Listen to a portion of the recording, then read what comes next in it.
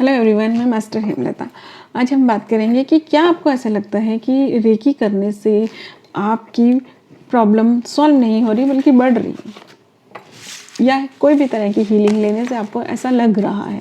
अगर आपके साथ ऐसा है तो देखिए क्या होता है कि हीलिंग किस तरह से काम करती है। आप पहली बात तो ये है कि आप जो भी मेडिसिन ले रहे हैं वो आप लेते रहें। मेडिसिन आपको बंद बिल्कुल भी नहीं करनी है। आपने देखा होगा कभी कभी आप मेडिसिन ले रहे होते हैं तो भी आपको ठीक नहीं हो रहा होता।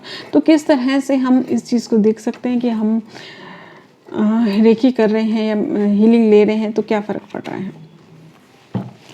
अब क्या है कि जैसे मान लीजिए फीवर को लेते हैं, ठीक है।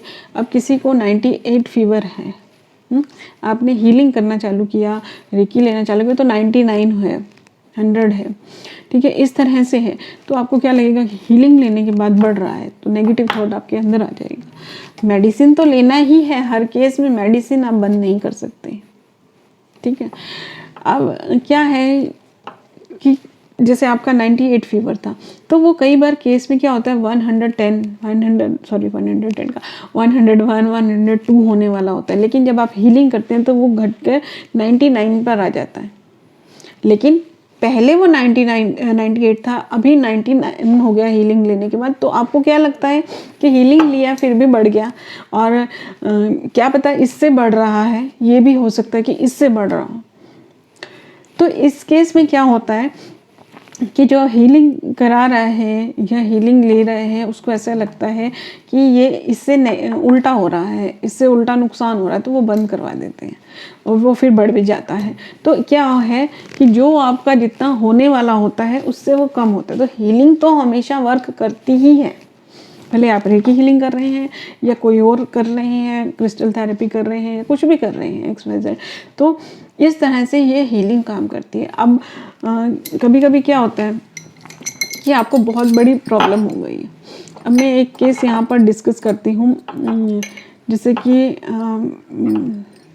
एक बच्चा है, उसको मैंने हीलिंग दी फीवर के लिए। उसको फीवर चढ़ रहा था, उतर रहा था, चढ़ रहा था, उतर रहा था, सुबह चढ़ता था, शाम को उतरता था, शाम को फिर से चढ़ जाता, इस तरह से चल रहा था।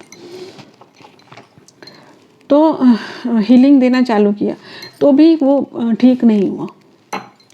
उसको मेडिसिन देते थे, मेडिसिन भी चल रही थी मतलब, लेकिन फीवर चढ़ रहा था और उतर रहा था। सिर्फ फीवर जो रुक जाना चाहिए 2-3 दिन में वो रुक ही नहीं रहा था। 10 दिन हो गए, 11 दिन हो गए, लेकिन नुकसान नहीं हो रहा था। तो पेरेंट्स ने क्या किया कि हीलिंग लेते रहे कि भी चल कुछ नुकसान तो हो नहीं रहा है।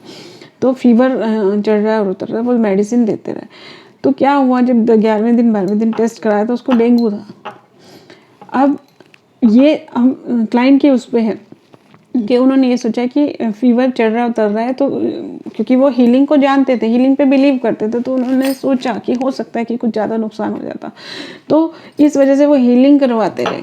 अब डेंगू जब होता है तो कितनी प्रॉब्लम होती है, लेकिन वो हीलिंग की वजह से सिर्फ फीवर चढ़ता उतरता रहा, लेकिन दूसरा नुकसान नहीं हुआ और वो ठीक हो गए, ठीक है। तो इस तरह से मतलब हमें जो प्रॉब्लम होती है वो प्रॉब्लम रहती ही है, कभी कभी थोड़ी सी बढ़ भी जाती है। बॉडी में पेन है, थोड़ा बढ़ भी जाता है, लेकिन क्या होता है कि जितना होनी चाहिए तकलीफ उससे वो कम होती है। मैं फिर से कहूँगी कि आपको मेडिसिन ज़रूर लेनी है, मेडिसिन नहीं छोड़नी है, लेकिन आप पूरी तरह हील हो जाते हैं हीलिंग लेने से। तो इस तरह से ये हीलिंग फ़र्क करती है। कभी कभी ऐसे हमें लगता है कि हीलिंग की वजह से हमें ज़्यादा प्रॉब्लम होती है, लेकिन हीलिंग कभी हार्म नहीं करती और हीलिंग हमेशा काम करती है। तो आई थिंक जो मैं क्लियर करना चाहती थी वो क्लियर हो गया होगा। उसके लिए थैंक यू।